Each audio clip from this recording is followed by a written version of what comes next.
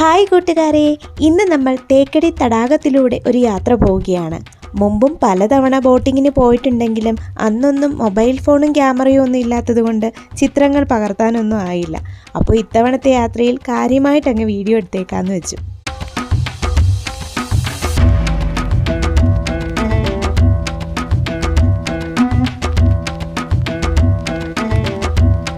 നമ്മുടെ വീട് പീരുമേട്ടിലായതുകൊണ്ട് തേക്കടിയിലേക്ക് എത്താൻ വളരെ എളുപ്പമാണ്.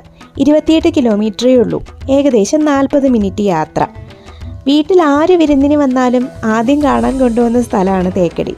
പരുന്തുംപാറ, തേക്കടി, കുട്ടിക്കാനം കൊട്ടാരം, അങ്ങനെ കുറച്ച് ലിസ്റ്റുകളുണ്ട്. അവിടെ എല്ലാവരെയും കൊണ്ട് കാണിക്കാറുണ്ട്.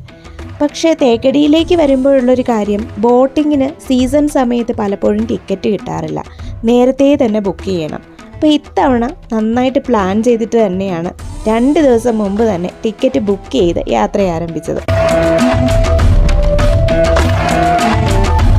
കുട്ടിക്കാലത്തൊക്കെ സ്കൂൾ അവധിയാവുന്ന സമയത്ത് 2 മാസത്തെ വേനൽ അവധിക്ക് കുമ്മളിയിലുള്ള അപ്പച്ചിയുടെ വീട്ടിലേക്ക് വരും. ആ സമയത്ത് ഞങ്ങൾ കുട്ടികളെല്ലാവരും കൂടിയിട്ട് ഒരു നടപ്പുണ്ട് ഈ വനവഴിയിലൂടെ. ഒരു സ്റ്റീൽ തൂക്കുപാത്രത്തിൽ എന്തെങ്കിലും പലഹാരവും അതുപോലെ ഒരു ഫ്ലാസ്കിൽ കുറച്ച് കട്ടൻ കാപ്പിയൊക്കെ ആയിട്ട് ഇങ്ങനെ നടന്ന കാഴ്ചകളൊക്കെ ആസ്വദിച്ച് പോകുമായിരുന്നു. ആ ഒരു നൊസ്റ്റാൾജിക് ഫീലിംഗ് ഇപ്പോൾ ഓർമ്മ വരികയാണ്.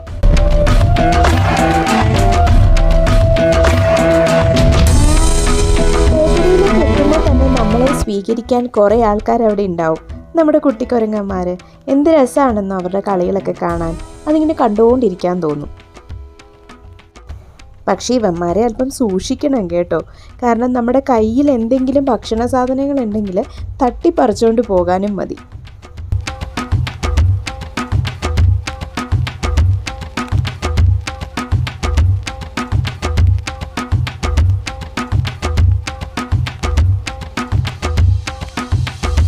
അവിടെ എത്തി ബോട്ട് വരാൻ അരമണിക്കൂർ കൂടി ഉണ്ടായിരുന്നത് കൊണ്ട് ഇവന്മാരുടെ കളിയൊക്കെ കണ്ട് കുറച്ച് നേരം അതിലേ ചുറ്റിക്കറങ്ങി നടന്നു. നമ്മളങ്ങനെ ബോട്ട് എത്തി ബോട്ടിലേക്ക് കയറാൻ പോവാണേ.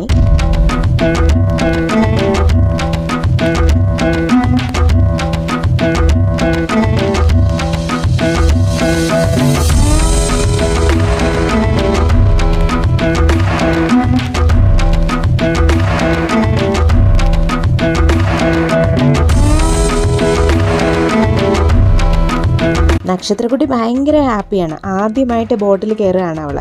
ഡൽഹിയിൽ നിന്ന് സുബിയും മോനും എത്തിയിട്ടുണ്ട്. അജയൻ്റെ കസിനാണ് സുബി. തേക്കടി പഴയ തേക്കടിയല്ല, കുറച്ചൊക്കെ ഒന്ന് മാറ്റം വന്നിട്ടുണ്ട്. പണ്ടൊന്നും ബോട്ടിൽ ഇത്രയും സൗകര്യങ്ങളും ലൈഫ് ജാക്കറ്റ്സ് എല്ലാവർക്കും കിട്ടുന്ന കാര്യങ്ങളൊന്നും ഉണ്ടായിരുന്നില്ല കേട്ടോ. പിന്നെ 2009 എൻ്റെ ഓർമ്മ ഒരു ബോട്ട് അപകടം നടന്നത്. അതിനുശേഷം ഒരുപാട് ശ്രദ്ധിക്കാൻ തുടങ്ങി. എങ്കിലും കുട്ടികൾക്കുള്ള ലൈഫ് ജാക്കറ്റിൻ്റെ കാര്യത്തിൽ കുറച്ചുകൂടി ഒരു ശ്രദ്ധ വേണം എന്ന് തോന്നുന്നു. ആകെ 2 എണ്ണേ ഉണ്ടായിരുന്നുള്ളൂ. അതും അവർക്ക് അത്രയ്ക്ക് കംഫർട്ടബിളായിട്ട് പാകമാവുന്നുണ്ടായിരുന്നില്ല. എങ്കിലും ബോട്ടിലെ ഡ്രൈവറും സഹായിയും ഒക്കെ നമ്മുടെ കാര്യത്തിൽ നന്നായിട്ട് ശ്രദ്ധിക്കുന്നുണ്ടായിരുന്നു കേട്ടോ.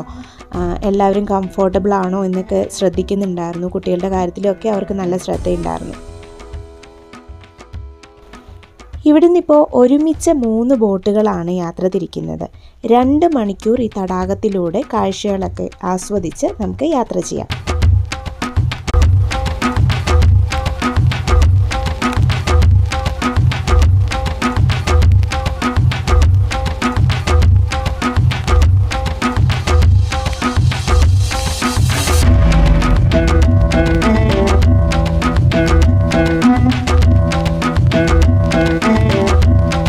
മഴക്കാലമായാൽ വാർത്തകളിൽ നിറഞ്ഞു നിൽക്കുന്ന താരമാണ് നമ്മുടെ വാട്ടർ ലെവൽ മാർക്കർ.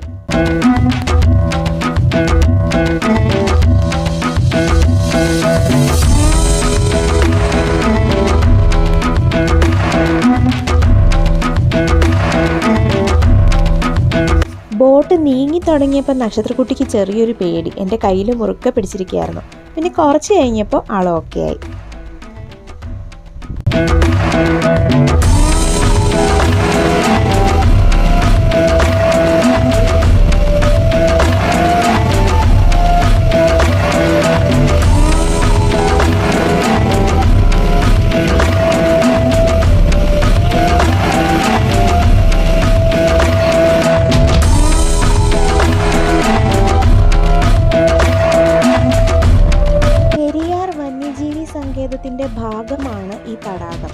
പെരിയാർ തടാകം. മുമ്പ് ഈ തടാകത്തിൻ്റെ ഭാഗവും നിത്യഹരിത വനമേഖല തന്നെയായിരുന്നു. പക്ഷേ മുല്ലപ്പെരിയാർ ഡാം പണിതതിന് ശേഷമാണ് ഇത് ഇങ്ങനെ ഒരു തടാകമായി രൂപപ്പെട്ടത്. അതുകൊണ്ട് തന്നെ തടാകത്തിനുള്ളിൽ ഇപ്പോഴും മരക്കുറ്റികൾ നമുക്ക് കാണാനായിട്ട് സാധിക്കും. ബോട്ടിങ്ങിന് പോകുമ്പോൾ മൃഗങ്ങളെയൊക്കെ കാണാൻ കിട്ടുന്നത് വലിയൊരു ഭാഗ്യമാണ്. എപ്പോഴും അത് സാധ്യമാവണമെന്നില്ല. നമ്മൾ ആദ്യം കണ്ടത് ഒരു വലിയ പന്നിക്കൂട്ടത്തെയാണ്. കുഞ്ഞി കാട്ടുപന്നികൾ മുതൽ വലിയ പന്നികൾ വരെ ഉണ്ടായിരുന്നു കൂട്ടത്തിൽ. ലൈഫ് ജാക്കറ്റും ഇട്ട് സീറ്റിലിരുന്നുകൊണ്ട് വീഡിയോ എടുക്കാൻ കുറച്ച് ബുദ്ധിമുട്ടായിരുന്നു. ഞാൻ കഷ്ടപ്പെടുന്നത് കണ്ടപ്പോൾ ബോട്ടിലുണ്ടായിരുന്ന സഹായി എൻ്റെ ഫോൺ വാങ്ങിച്ചുകൊണ്ട് പോയിട്ട് കുറച്ചുകൂടെ ക്ലാരിറ്റി ഉള്ള വീഡിയോ എടുത്തു തന്നു.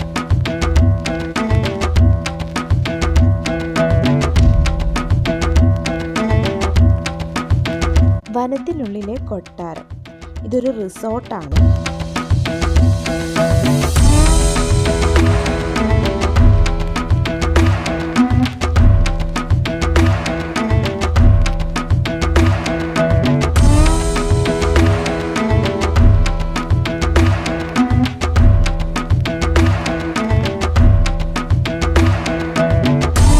പെരിയാർ ടൈഗർ റിസർവിൻ്റെ ആകെ വിസ്തൃതി 925 ചതുരശ്ര കിലോമീറ്ററാണ്. അതിൽ 360 ചതുരശ്ര കിലോമീറ്ററും നിത്യഹരിത വനമേഖലയാണ്.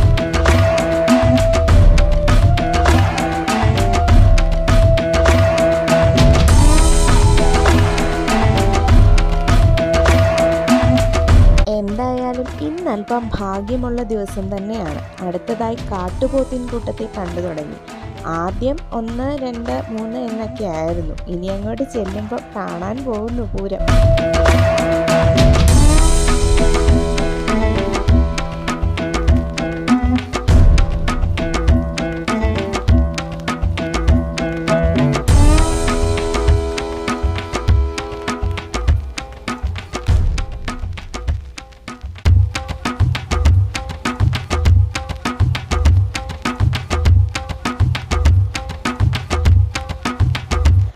മുമ്പൊക്കെ ബോട്ടിങ്ങിന് പോകുമ്പോൾ ബോട്ട് മുല്ലപ്പെരിയാർ അണക്കെട്ടിൻ്റെ അടുത്ത് വരെ പോകാറുണ്ടായിരുന്നു. അണക്കെട്ടിൻ്റെ ഭാഗത്ത് ചെന്നിട്ടായിരുന്നു ബോട്ട് റിട്ടേൺ വരുന്നത്. പക്ഷേ ഇത്തവണ എന്തോ അവരവിടെ കൊണ്ടുപോയില്ല. അപ്പോൾ റെസ്ട്രിക്ഷൻസ് ഉണ്ടാവുമായിരിക്കാം.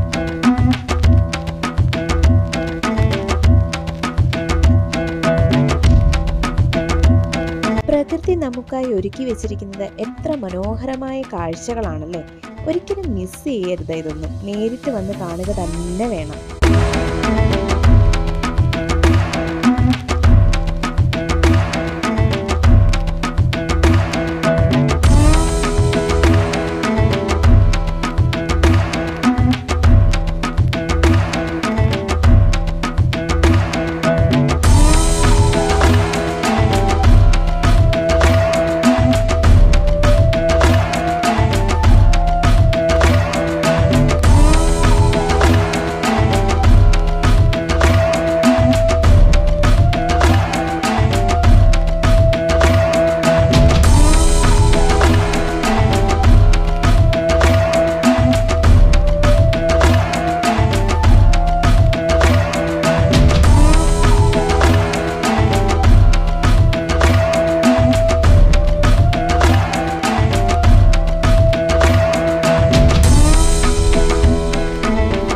കടന്നു പോകുന്നത് തമിഴ്നാടിൻ്റെ അതിർത്തിയിലൂടെയാണ്. ഈ മലകൾക്കപ്പുറം തമിഴ്നാടാണ്.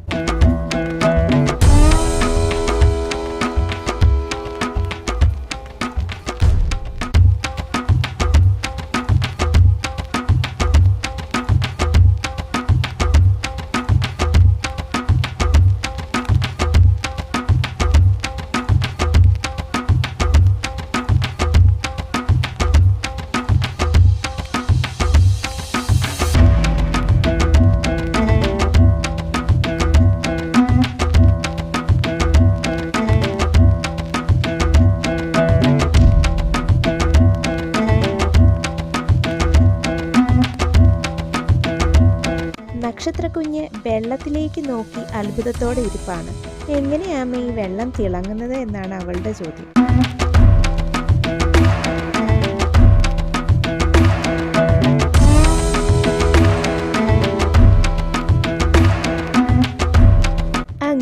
കാട്ടാനയെയും കണ്ടു. പൂഴിയിൽ കുളിച്ചു നിൽപ്പാണ് വീരൻ.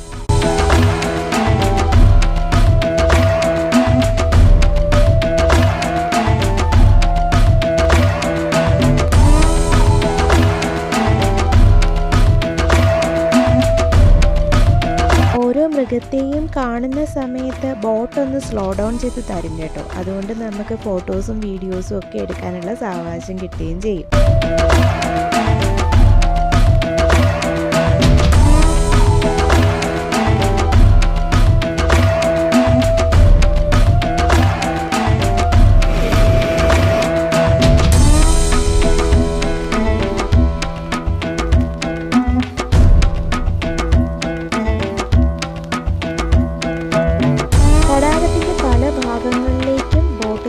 കൊണ്ടുപോയിട്ട് നമ്മളെ കാണിക്കുന്നുണ്ട്. ഇപ്പോൾ നമ്മൾ തിരികെ യാത്രയിലാണ്.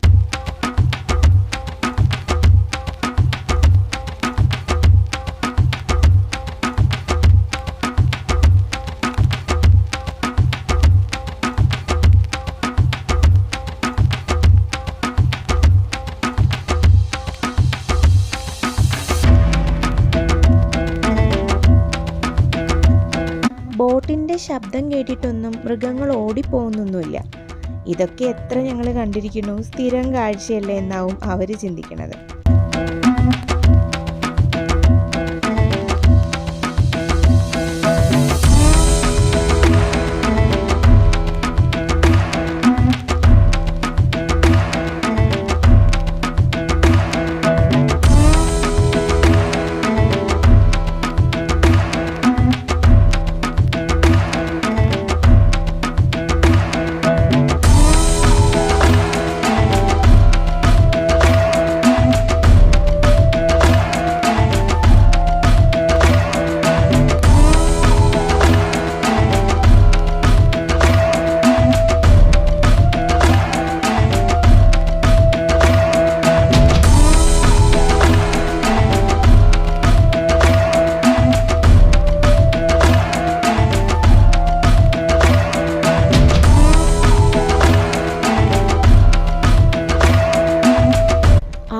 നോക്കൂ, എത്ര മനോഹരമായ കാഴ്ച. ഇത്രയധികം കാട്ടുപോത്തുകളെ ഒരുമിച്ച് ഞാൻ ആദ്യമായിട്ടാണ് കാണുന്നത്.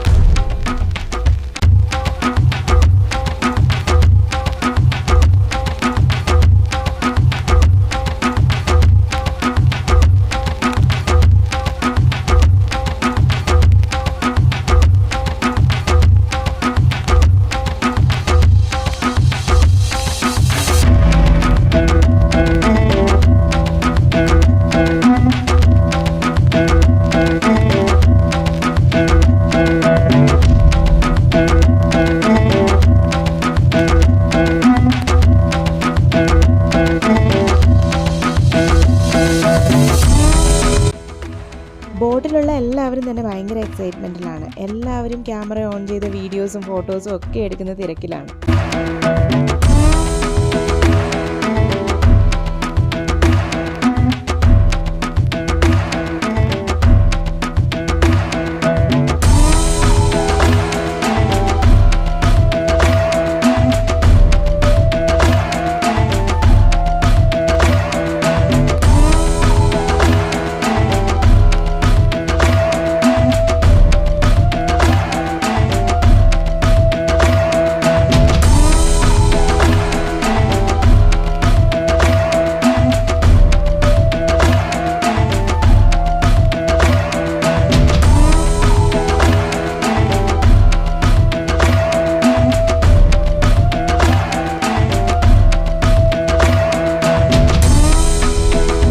ഇത്തരം യാത്രകളിലാണ് കേരളം ദൈവത്തിൻ്റെ സ്വന്തം നാടാണെന്ന് പറയുന്ന കാര്യമൊക്കെ നമ്മൾ വീണ്ടും വീണ്ടും ഊട്ടിയുറപ്പിക്കുന്നത്. ഒരവധി കിട്ടുമ്പോൾ ഒന്ന് റിലാക്സ്ഡ് ആവാനായിട്ട് നഗരത്തിലെ തിരക്കുകളിലേക്ക് പോകുന്നതിന് പകരം ഇങ്ങനെയൊരു യാത്ര പ്ലാൻ ചെയ്താൽ അത് മനസ്സിനും ശരീരത്തിനും ഒക്കെ എത്ര ഗുണമാണെന്നറിയോ. അപ്പോൾ ഒരിക്കലും മിസ് ചെയ്യാതെ ജീവിതത്തിൽ ഒരിക്കലെങ്കിലും നമ്മുടെ കൊച്ചു കേരളത്തിലെ ഈ കാഴ്ചകൾ കാണാൻ എല്ലാവരും ഒന്ന് വരണം.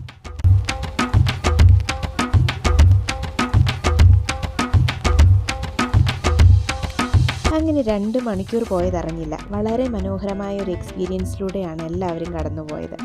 അപ്പോൾ സുബിയും മോനും ഹാപ്പി, അജയൻ അതിലേറെ ഹാപ്പി, നക്ഷത്ര കുഞ്ഞ് സൂപ്പർ ഹാപ്പി. എല്ലാവരും സന്തോഷത്തോടെ ഒരു ഐസ്ക്രീമൊക്കെ നടന്ന് തേക്കടിയോട് വിട പറയുന്നു.